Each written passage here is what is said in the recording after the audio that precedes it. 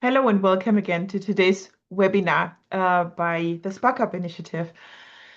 So I'm really happy that we're able to offer this webinar at least today. We started the SparkUp Initiative at the beginning of the year because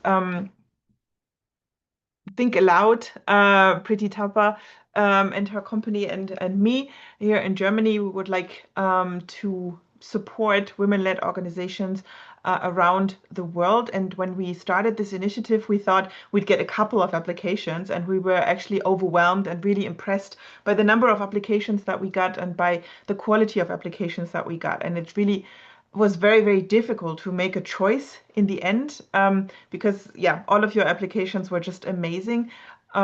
But we had to make a choice because we just had a very limited amount of spots. So at least I'm happy that we can offer this one webinar today where we can look at the importance of the fundraising mix. The importance of positioning one's NGO maybe a little bit differently in today's quite challenging fundraising landscape. So yeah, thank you for joining today. I hope you will stay in touch with us even after this. We will be following with this initiative. I hope this is not the last cohort.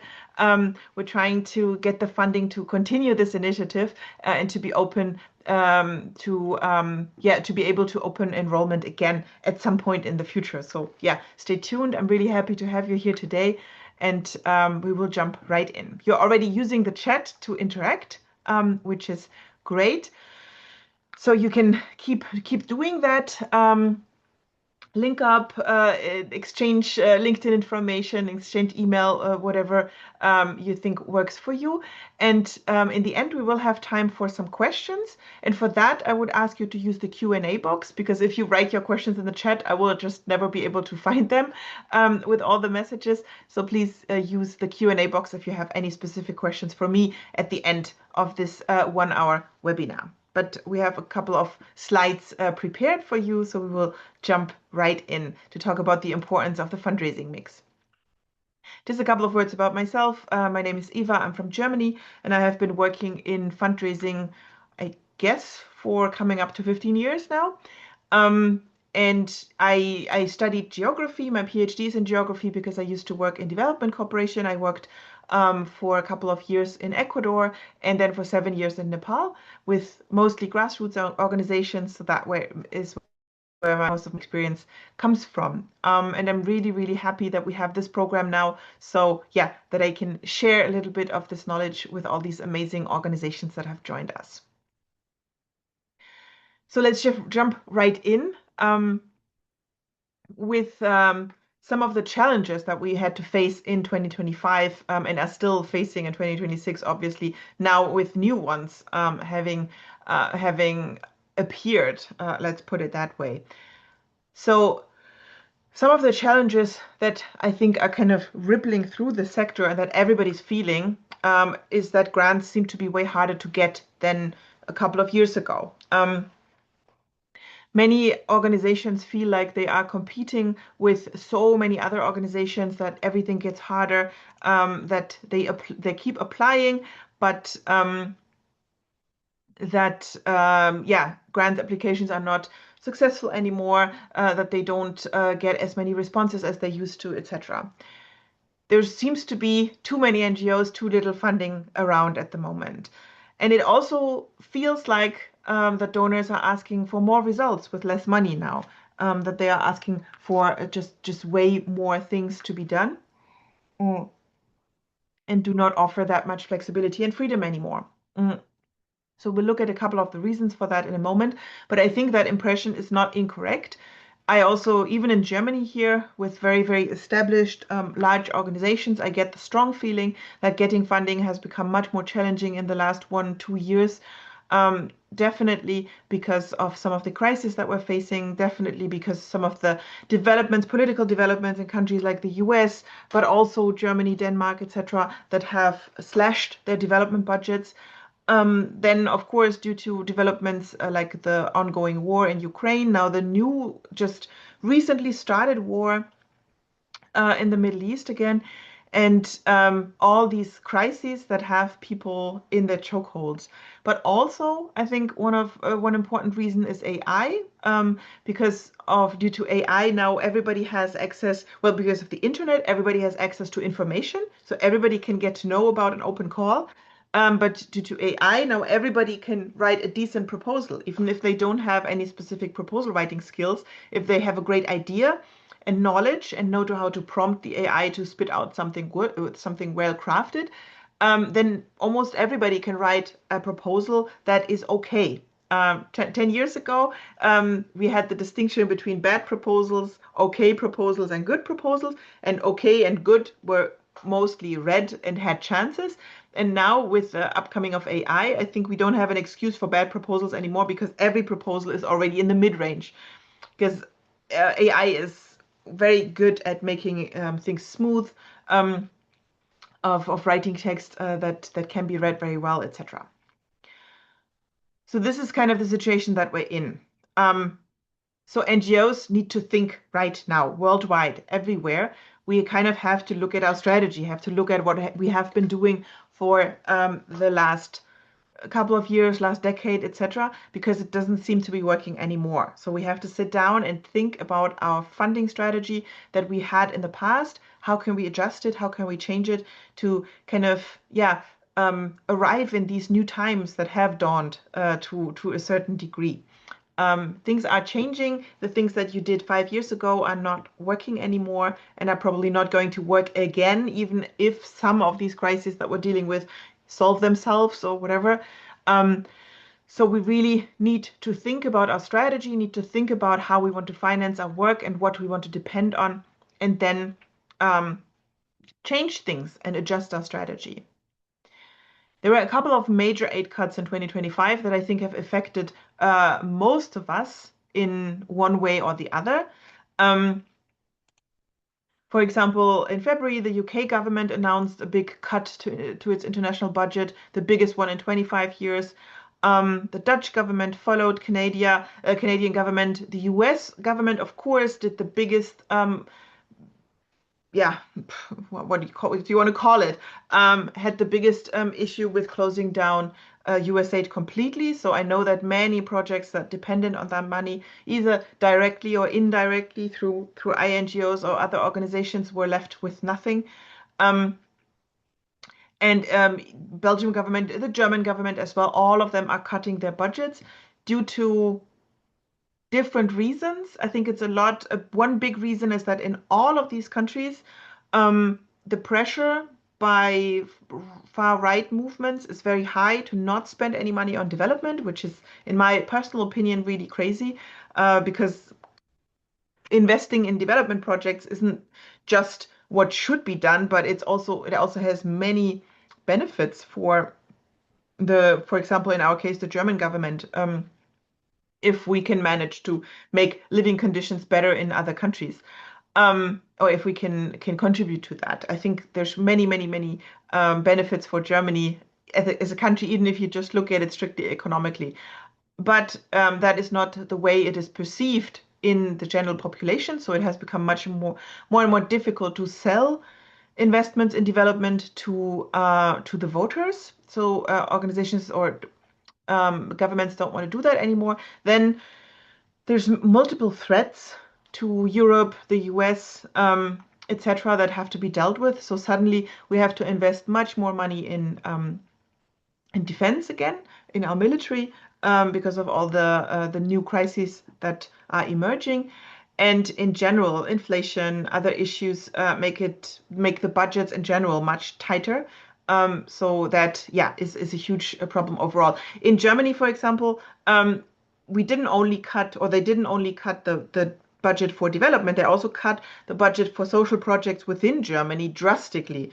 So many German NGOs are now also reeling and are having big issues in funding their work and their programs. So to the degree the donor landscape is changing. So governments, the bilateral aid is probably not going to be that stable partner anymore that it has been for years now, because the budgets are changing and the money is just simply not allocated there anymore. Mm.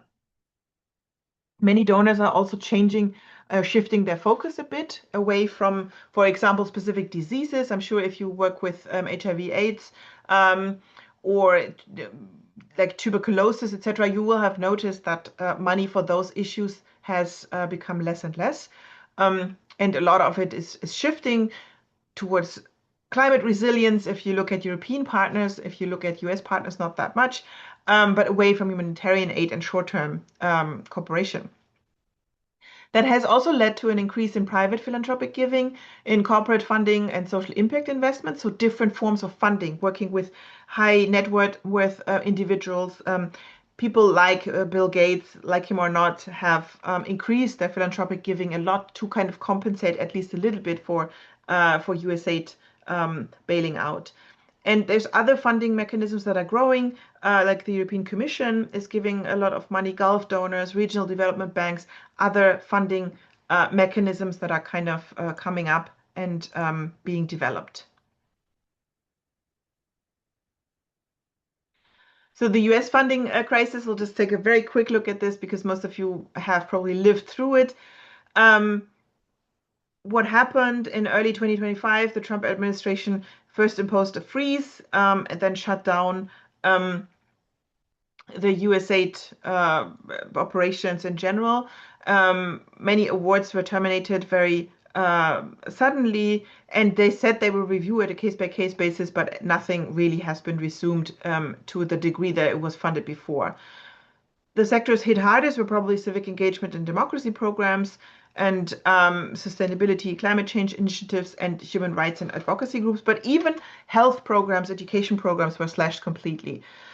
And of course, that led to project disruption, staff layoffs, uncertainty, and the loss of long-term impact. And I think this uncertainty is very important because many organizations that I work with or that I cooperate with say that they just simply don't know how to plan anymore without that stable partner that was there sometimes for the entirety of their organization's history.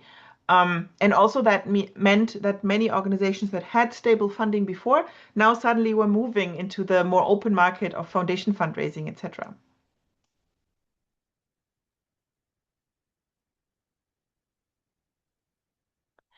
Again, it's not unique. Many organizations in other countries as well have changed their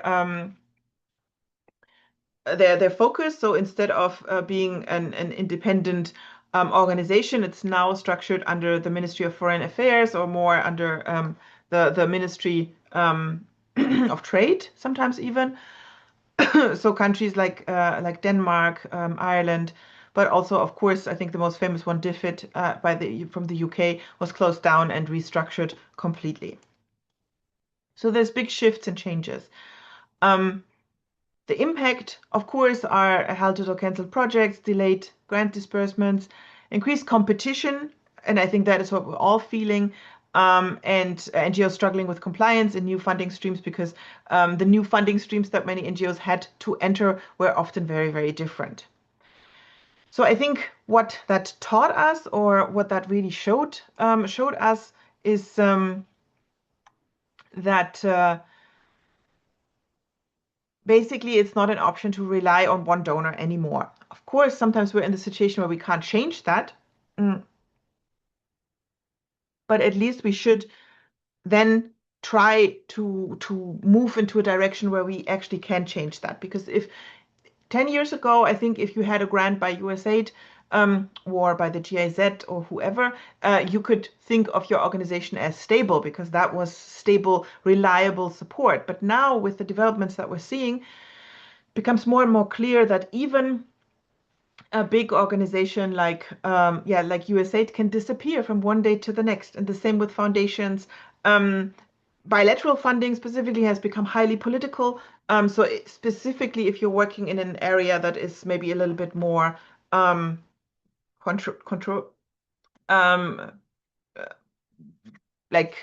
defined by controversies, then you can lose your funding very quickly if you rely just on one donor. So donors have shifting priorities. They do that very quickly nowadays. So what is funded today may not be funded tomorrow.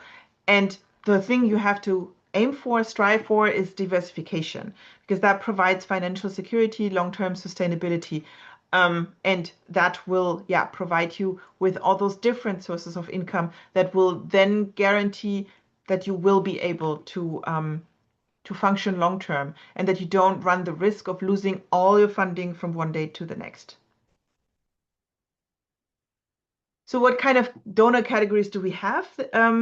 There's basically six, I'd say. But I mean, you can kind of split them up into groups more in a more detailed manner or in a different way. But of course, we have bi and multilateral donors, the big donors, that is the big money that also many small NGOs can't access directly. Mm. But that is out there. Then we have private foundations, which are a great partner and have also stepped up um, to, yeah, try to kind of fill that void, at least to a degree, that was left by many of those official institutions kind of bailing out. Private foundations can be an amazing partner. Then we have corporate foundations. They also have been stepping up. They need a little bit of a different approach. They need different language. They need different vetting, etc. But again, also great partners out there. Then we have other NGOs, INGOs, that still fund lots of projects through their own mechanisms. But of course, in many cases, they have been receiving bigger grants from those big bilateral organizations. So in case that falls short, they also sometimes fall short, but still they have their own funding mechanisms, their own fundraising sources. Then we have high net worth individuals, so people that are very rich that support projects, and crowdfunding and individual donors. So those two kind of fall in general into the same category: private donations, individual donations.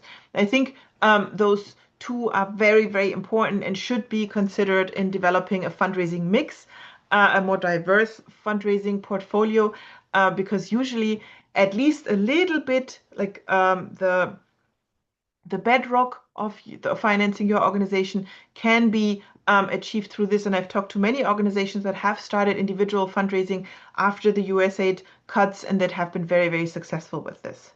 Something that we don't see on this slide, but is also important and something that we definitely should consider, is to think about income generating measures for your NGO.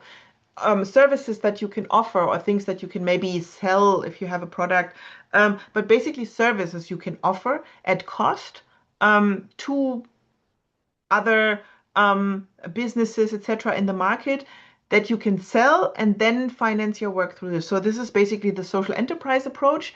But I think that will become much more important because, first of all, it shows sustainability. It shows that you really know what you're doing and that you want to establish yourself in this area. And it's also a great way to ensure that the work you do is work that's actually needed, because if you can sell it, then you know there's a need. And also it can lead to sustainable financing of your project and your work. So we just have a couple of pictures and logos of all these big bilateral donors. And just as an overview, you probably know many of them. The BMZ is the German one that I have worked with quite a lot. Just a couple of logos so that you remember who's out there. So we have top multilateral providers. They fund a lot of projects and can be great partners. The European Commission, IFC, but also organizations like the Green Climate Fund can be on that donor roster. Then we have private foundations. We've chosen the biggest ones here. Of course, the biggest ones are also the most known ones. So oftentimes they will have very, very competitive calls.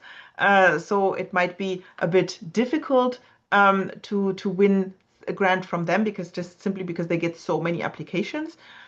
The Ford Foundation has published numbers already years ago, and that time they were receiving 40,000 unsolicited proposals per year.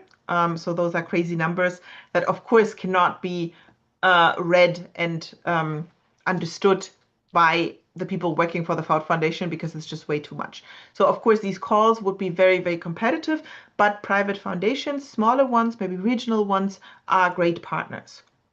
And then we have corporate foundations, also, again, the biggest ones. But even if a corporation doesn't have a fully fledged out foundation, oftentimes they have corporate social responsibility programs that also give money, so you can receive donations from them, and that also works quite well. And then we have NGOs that often also fund through their programs, Oxfam, Save the Children, Plan, etc. You probably all know them. They also often have funding programs that can be great partners. High net worth individuals can be a great way to fund your work. It's like having an angel investor if you find someone who has lots of money who's interested in supporting your work. We've just pulled a list of the richest people in the world, and probably those are not the people who you'd want on your project. Elon Musk is also very responsible for slashing USAID. Jeff Bezos doesn't have a social agenda. Mark Zuckerberg neither. Bill Gates has his foundation, but still, I think a lot of questionable values, etc. So those are probably not the people you'd want to talk to if you look for high net worth individuals, but maybe people that are from the country that you work in, that maybe have some kind of connection to your project, to the work you do, etc. Those can be amazing partners to have high net worth individuals supporting your project. And high net worth is relative, because if you're an organization and your annual budget is 10,000 euros, if you find someone who gives you 5,000, that is a lot of money. But of course, and that is a high donation. That is a major donor for you. But if you're an organization whose budget is 2 million, then 5,000 is not a major donor. So it depends on the size of organization, size of operation that you're running. And then we have crowdfunding and individual donors. There's many ways to collect money from individual donors. That could be through online tools, could be on the street by face-to-face fundraising, could be through snail mail, a newsletter, whatever. But of course, crowdfunding pages and crowdfunding techniques often work very well to attract people, because they have a set way where you can make your donation very easily through credit card or PayPal, whatever you're using. Everything is channeled, everything is legit, and has this more official look to it. So crowdfunding is a great way to attract more of those individual donors. If you want to learn more about crowdfunding, we do have some free webinars about this on the Philanthropia YouTube channel. So you can check that out. You can find us on YouTube. And if you subscribe, you will also be noticed about all the free webinars that we're doing over there. It's called Philanthropia, and you find us on YouTube. And we have one webinar that is accessible about crowdfunding, for example. So how can you create a balanced funding portfolio? How should you go about this? Because that's sometimes maybe a bit more difficult than you'd think. I see a couple of questions about the presentation. We will share a recording and the presentation afterwards, so you will receive the video link on YouTube as well as the presentation. Yeah, so how can you get to creating a more balanced funding portfolio? The first step, of course, is to look at understand and access current funding sources. So the very first step, of course, is always to understand where you're at. Where does your money come from? How many donors do you have? How are you communicating with them? How stable is that funding? Will you have access to that long term? Is it a reoccurring grant, etc.? What is already there, and how can you access that? Second step is then to set a diversification goal.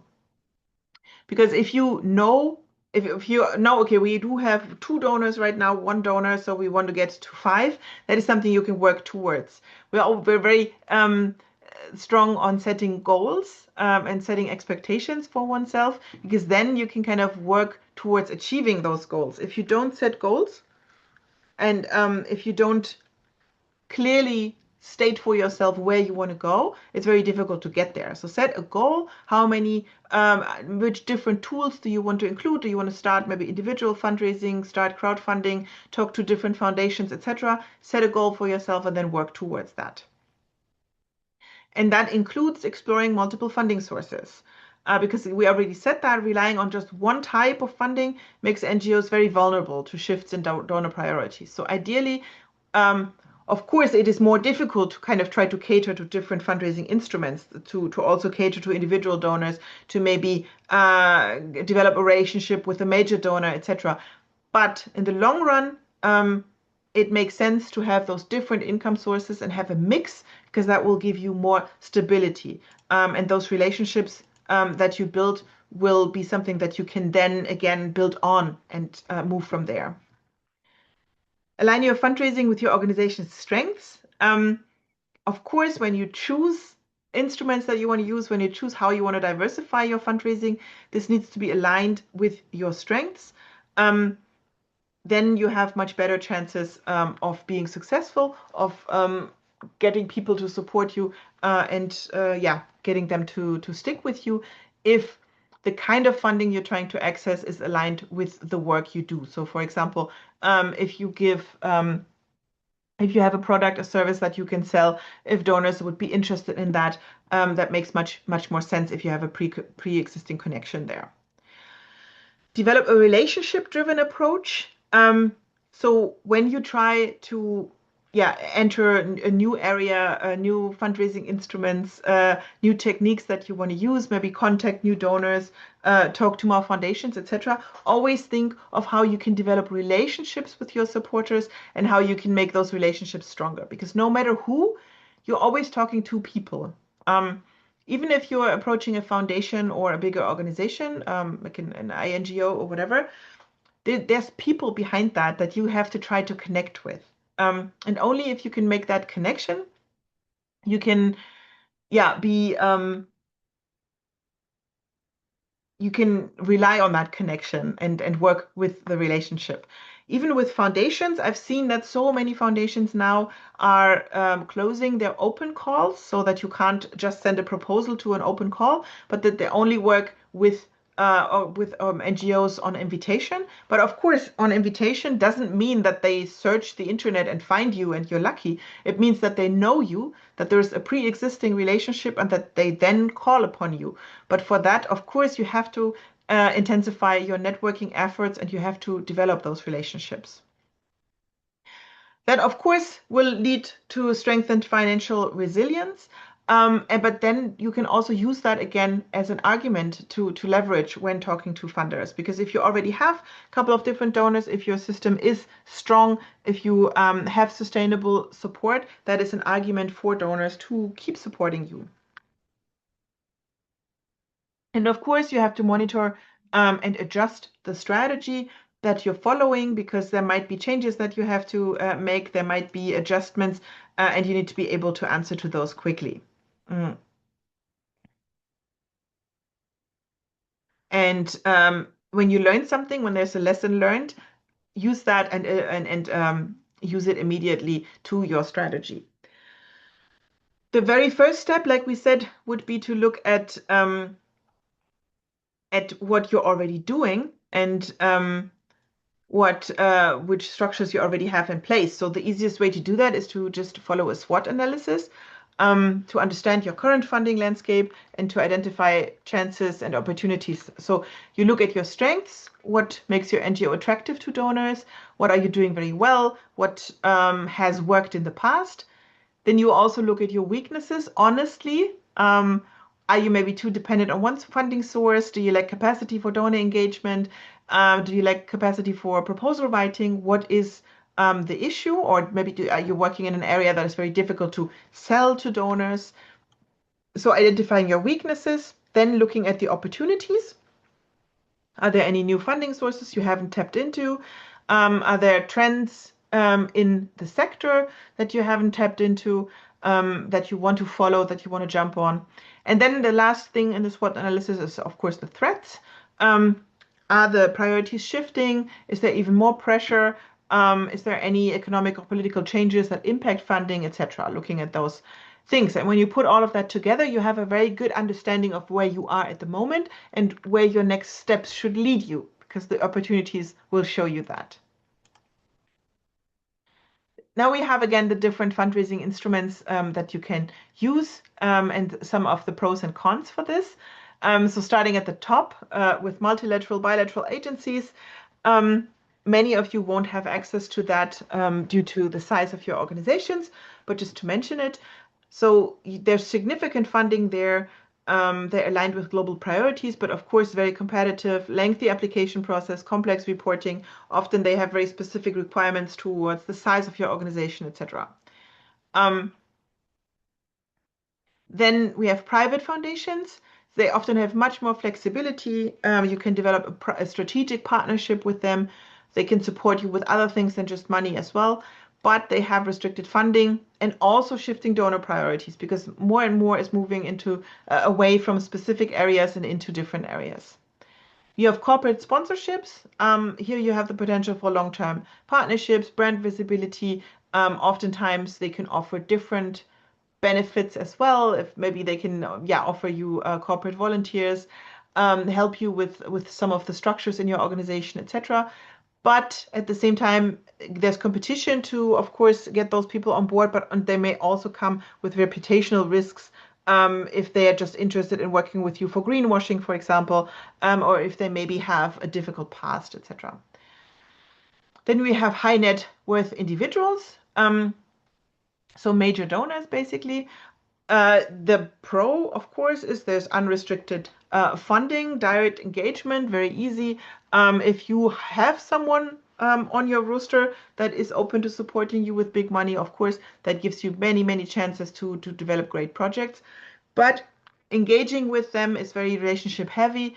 Donor retention challenges are there because an individual might even more quickly decide to just do something else.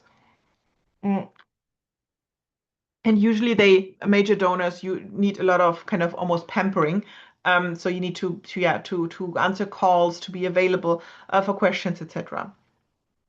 And then we have crowdfunding and individual giving, which offers a quick access to funds, builds grassroots support, has many other benefits as when you share your campaign, you might also reach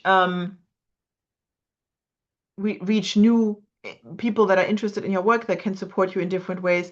But it's also unpredictable and requires a strong digital presence because usually crowdfunding only works when you have strong networks and you share your material and it is received with a greater network.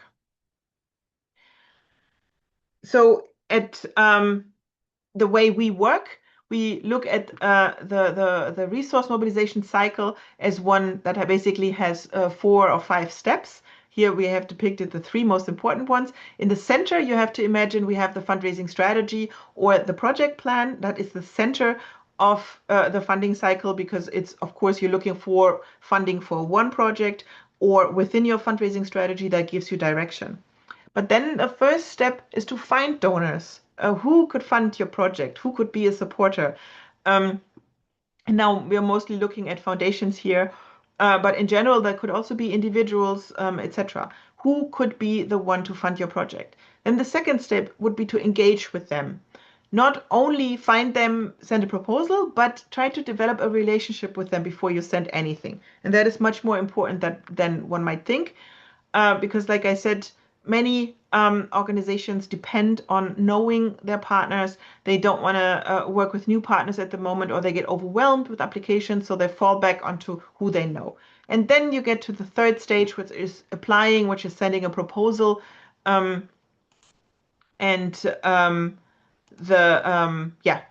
sending something that is more precise. So now in the first step, how do you find donors? There's lots and lots and lots of opportunity out there. We have almost 150,000 foundations in the European Union, almost the same number in the United States, but even in the Asia Pacific region, we have 50,000 foundations. So there's lots of opportunity out there. But at the same time, the competition is also very, very high. In the US alone, there's 1.6 million charities. Of course, not all of them are fundraising, not all of them are competing with organizations like yours for funding, but they are still out there. In the UK, we have almost 170,000. India and Nepal are countries with very high numbers of NGOs, specifically per capita. If you look at how many people live in the country, and the NGO density. And again, not all of those NGOs will be competing with you for international funding, but they are there, and some of them might. So the competition is really huge. So looking at all of this, what do you think would be the quickest way to find new donors, to find foundations or supporters that could be a good fit? Do you think the quickest way would be a Google search, to use a database, or to check the competition? Maybe you could just type your answer into the chat box, if you have an idea, or if you have a hinge where this could be going. So we have A, B, ABC. Okay, perfect. Um, different guesses. So I would say all of these are a great way. All of these work, but I think the quickest way that works, and that we use a lot, even when we do bigger exercises for bigger partners that we do donor research for, is to check the competition. Because the Google search works very well, but you will get a lot of calls and a lot of donors that are not active. Database is the same. You get a great list that you can then work through, but you still won't know if they are active. And when you check the competition, check organizations that are very similar to yours. Then we could then, and you see who funds them, then you know that that donor is actually active and does work.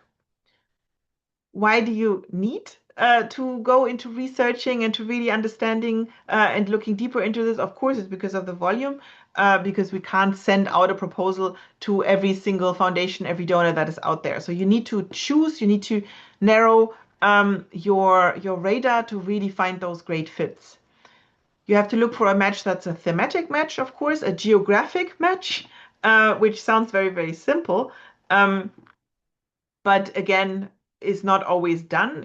I always see this, one of the most common mistakes, I'd say, that people apply for calls that they are not eligible for, even geographically, and also the type of support, because some foundations don't want to fund personnel, some only want to fund personnel, etc. So you need to figure out what kind of support you would need, and you could get from that specific foundation. Some only give in kind, etc. So great ways to find donors is, again, research who donates to your competition, to organizations that do similar work to yours. So you could check their website, you could check annual reports and look at who gives funding to them. You could look at any publications, newspapers, etc. But also look at your current and former donors. That is one of the most underused sources, I would say. Just look who funded you in the past and see if you can get back to them and maybe get a little bit more funding, or another grant, or a different form of support, or if they have a recommendation for you. Because usually when a foundation already funded you and maybe they, for whichever reason, can't fund you again or fund you more, they could still offer maybe a recommendation or another name, because usually foundations are quite well connected, so they know who's also active in the same area. Internal intelligence is the same kind of thing. Look at who funded you in the past, but then also ask your team, ask your staff, ask your colleagues, because they might know a lot and have a lot of experience, and yeah, might know a lot about it. Then donor databases are a great way to do research. There's many out there that work very well. And of course, donor websites, once you have a name, to go further into it and try to really understand what they're doing. This is the foundation directory. This is a paid database from the US Foundation Center. They do offer amazing data, but of course it comes at a price. But there's also free databases. We also offer one with the company that we also work for, Philanthropia. So you can also check the donor, it's called donordatabase.org. That's a database that we work with that also has a great number of profiles. And then, of course, you need to organize your donor research, the list of names that you came up with, that you do want to maybe apply with. usually we use a simple file like this with the name, website, what they fund, where they fund, contact information, application information, financials, and then also notes. So here you can add everything that you learn along the way. And then with this kind of file, you can go on trying to network with some of these that you have identified as very good fits, and then in the end write a proposal and move further. But the next step is networking. We'll go through this quickly because again, you do want to ideally develop a relationship with the foundation because you will learn more about them. You will understand if it makes sense to apply with them because they will share intelligence with you. And you are going to be able to write a much better proposal if you have done that. And again, many foundations, many donors only work with invitation. So you need an invitation to be on their roster at all. So you network because you want to understand what a donor wants. You want to understand what the mutual goal might be that you have with the donor, because that's what you want to show in the proposal as well. You will make donors care as well. To a degree, because if they know you, they might be more interested, or they might already have an understanding that you're a good partner, that you are an organization that they would like to work with, and that they would like to partner up with. And then you also have maybe at some point the opportunity to influence donor priorities. This is something that I always say is also one of our tasks as fundraisers, to try to make donors understand the realities of the countries that we work in, because many times there's a disconnect. So we also have this lobbying power at some point, or at least we should try to develop it. So how can we network? Of course, first we need to research and target the right donors that we are aligned with, that we have the same goals with. Then to attend networking events, conferences, joining a roundtable, industry forums, etc., is where you can meet donors, where you can meet foundations and connect with them. So that's a very good first step. Leveraging existing relationships, get introductions, for example, through board members or through former donors, through colleagues that might know someone, etc. And strengthen ties with past and current donors. You can also engage on digital platforms. I personally really like LinkedIn. I use that a lot. And I always recommend people be active on there because many foundations are there. You can connect to the right people, and you can share impact stories, updates regularly, and that way meet people that could be of great support for you.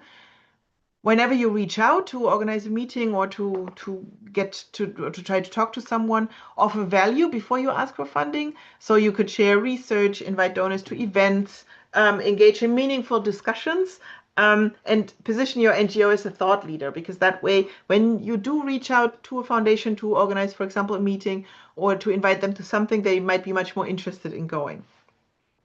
And then, of course, follow up, maintain long-term engagement with people that you had connections and meetings with, and invite donors for anything you have as well. Who should do the networking? Well, everybody, in my opinion. Fundraising is like a cross-cutting issue that everybody has a role to play in your organization. So everybody can network, everybody can play a role in making people understand your work better. Of course, one person, ideally the fundraiser, should maybe organize it and keep track of it. But in general, everybody can play a role. So you want to understand what the donors want and then show them how you can together achieve a mutual goal, and how you can work together, because the foundation, of course, also wants to achieve their goal. They also want to get where they want to get. Then you plan your next steps. Try to engage with specific partners that you have identified through your research as good partners. Include more and more different tools, include more instruments. Try to extend your fundraising activities beyond grants to also have, for example, individual donors, maybe crowdfunding support that can help you. First of all, it's simple because it helps you to bring the own contribution that often you will need when you apply for grants, but it also will give you much more stability. Quick recap at the end, because we're coming to the end of our presentation, of the steps that you can do, that you should take to put your fundraising on more stable legs, even in these super challenging times that we're having now. Of course, conduct donor mapping and research, understand the landscape that you are operating in, understand the donor landscape, who is out there, who funds, who starts corporations, etc. Strengthen the relationships that you do have with existing funders. That can be a super strong foundation to talk to the donors that you do have, let them know about your challenges, your struggles, ask them for recommendations, who else might be interested in working with you, ask them for different forms of cooperation for things that you need. Then build internal capacity for proposal writing, of course. Develop amazing projects, and then you can write your proposals based on that. Think of innovative financing models as well. Like I mentioned, for example, services that you can offer maybe at a cost that you can sell and make money with. That could be consulting services, could be some product that you provide, whatever work you're doing. But there's many things that we as NGOs can offer to the business sector. For example, one organization that I'm working with, they usually do, or their usually work is that they support refugees with psychosocial support, but they also offer training for press organizations for their employees in psychosocial support to deal with crises when they have to go to war zones, for example. So this is like an innovative product that they came up with. They're offering that, and they're making part of their budget with that service right now. And then leverage your partnerships for co-funding opportunities. Think of ways to work together, work with different kinds of partners, and they don't all have to be NGOs and foundations, can be businesses as well. Think creatively to include more different partners in your network, and then move together with them.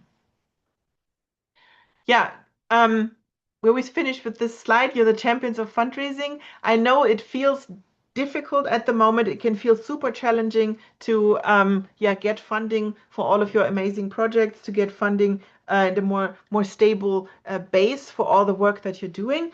But that you're doing this work is already amazing, and I'm sure there's great donor fits out there. I hope with a couple of the techniques and tricks that I've shared with you that you're going to be able to find them, connect with them, network with them, and then also in the end get the funding that you need to implement your amazing projects. Thank you so much for being part of this webinar, for being here. Again, I hope this was useful for you. I see there's plenty of questions in the Q&A box, so I will move to that in a second. I hope you will stay with us, that you already follow us on LinkedIn, that we stay connected.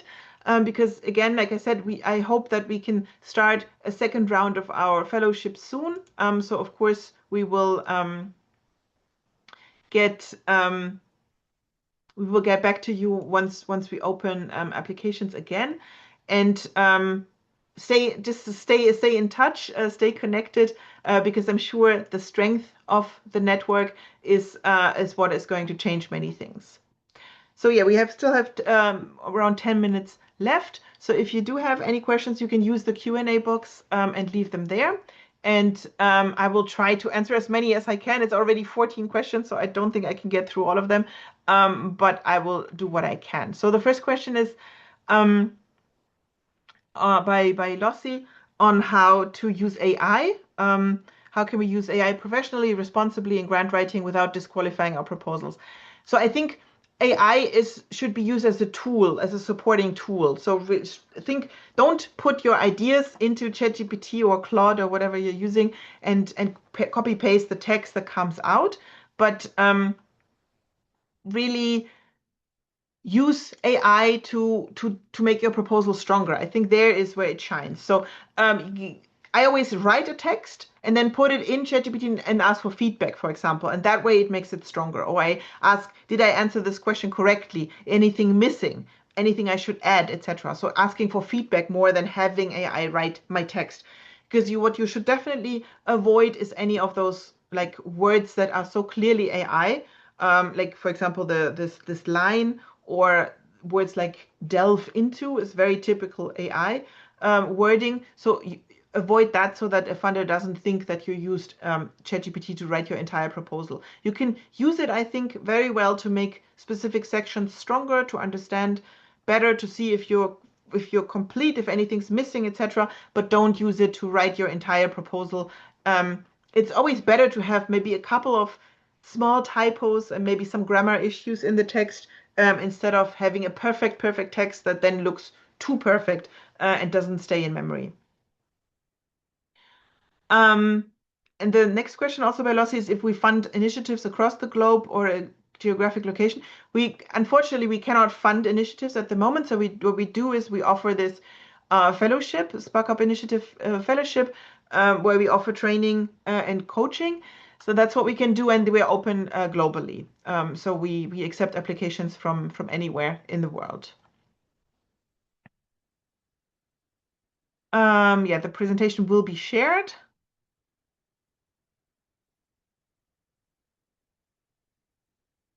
Um,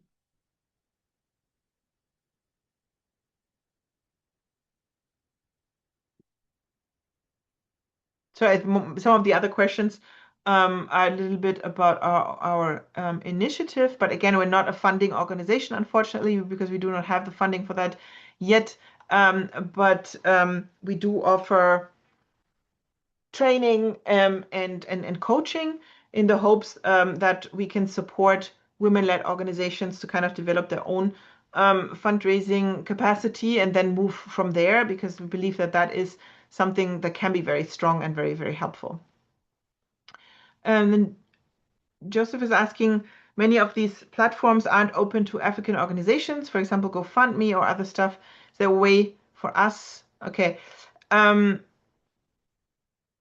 Anytime when I talk to someone, of course, I lobby for these things. But at the moment, I think SparkUp Initiative is too small to really do much. And I think GoFundMe, often there's issues with the card, etc. That is difficult. I think what you can do to get around this sometimes is to find a foreign partner. For example, find a partner in Europe, an NGO. If you work with volunteers, for example, ask volunteers if they can help you to find a partner or help you to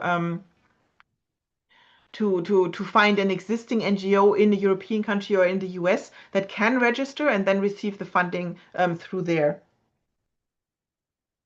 This is the way that I usually try to do it to support. Then there's another question. Yeah, what is the country's restrictive regulations limit the work that can be done with external funds? Even if funds are secured, it creates additional emotional and organizational hurdles. Yeah, I can understand that very well. Um, because yeah, in many projects that I have worked, we had similar issues that there were rules and regulations imposed on how to work with foreign money, and that was very difficult. I think again, this is something where we have to talk to the donors and explain to them why specific things are very difficult, so that they offer us a little bit more flexibility. And then, of course, we have to work within the frameworks that the countries that we live in give us. So I think you can just try to adjust for that, but maybe let the donors know and budget for that, so that you have some funding, for example, to cover those organizational steps that you do have to cover if you already know that in your country these regulations apply. So, for example, in Nepal, it can be very difficult and to work to register an NGO. So when I applied for funding for a newly established NGO, I let the donor know, okay, you want to work with an NGO, so we need documentation for that. It's very expensive to acquire that documentation, so we need to include something in the budget to acquire that documentation. And they were in that case fine with that. Not every donor is, of course, but it's if you open a channel of communication, maybe at least you get the donor's support to deal with the issues that are in your way. Then patience has a question, what's the best way to find donors that are non-competitive and those that support startups and small CBOs? Non-competitive, I think, is very difficult to find these days, again, because there's so many organizations out there looking for funding and looking for support. There's some lists on some newsletters that specifically share information about smaller donors that would be open to support startups. I think if you work in the startup sector, it's a little bit different focus than in the NGO sector because you would look at different organizations as well.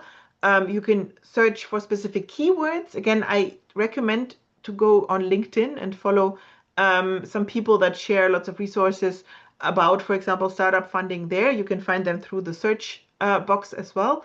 And just look specifically for those keywords. When you use a database to find funding, you can also use the those keywords to find specific donors, for example, for startups. And another question, how can one identify that a particular proposal is authentic or not scam? I'm guessing that you mean the call. Yeah, that I think that has become a big issue. Any organization that wants money for you to submit a proposal is a scam. No foundation, no organization that is legit would want money from you to send a proposal. So every time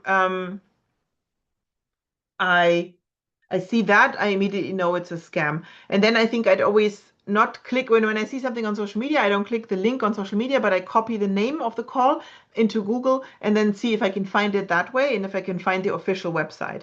If it's a very obscure thing that sounds a bit too good to be true, then maybe I wouldn't do it. If it sounds, sometimes they make calls that way to collect email addresses to sell them. But often, if it's too mushy, if it just feels too good to be true, and if you have never heard of the donor, if the website doesn't look familiar, I think that's a no. And then I usually, when I'm not sure, I also use type the name of the foundation or the organization and then scam question mark. And anytime someone has already posted about this, you will find that information then through Google. But that's a little bit of a workaround that is also very simple, but in my opinion, works many times. Then there's another question about the time commitment. Realistically, how much time and resources should an organization spend on fundraising? Yeah, often that is kind of determined by the need because you do need fundraising, you need funding to work on your projects. I know the conundrum because I have been in that situation as well. I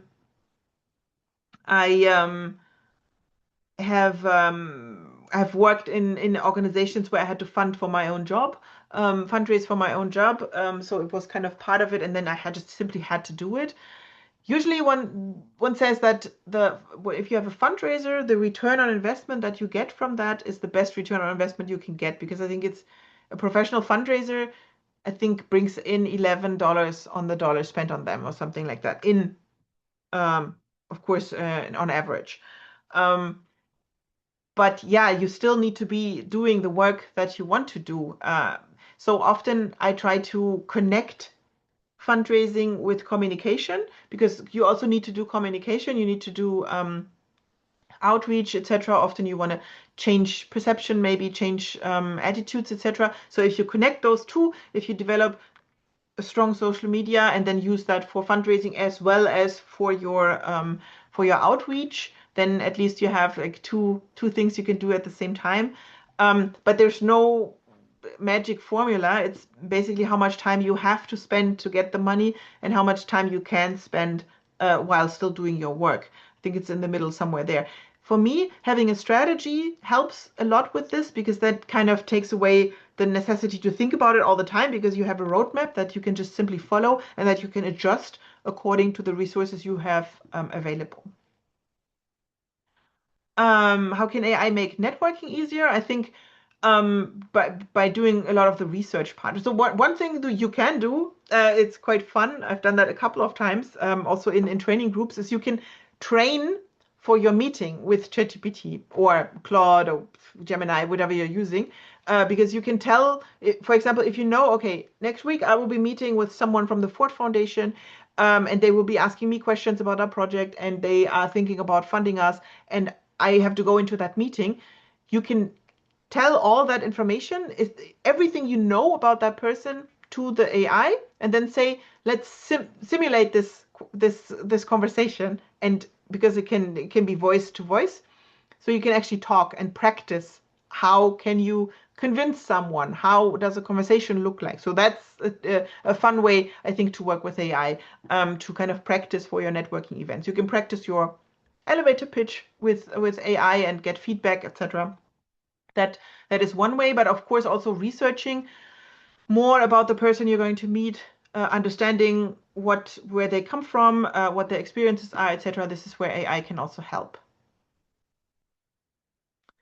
Um, and then there's a question: how do you nurture funders after rejection to increase for future success? First step is always, even if you get a rejection, to thank the donor, to still say thank you for your time, because nobody does that. So if you do that, you're already doing something very different to most of organizations, because usually when you get a rejection, people don't answer to that anymore. And then do the same. Ask if you can add them on their newsletter, invite them to events if possible, keep them informed, try to organize a meeting. Maybe next time you want to apply, ask if they could talk to you before and give you some tips, and that way kind of still include them in your network. Just regard them as a potential partner and keep doing that. Um,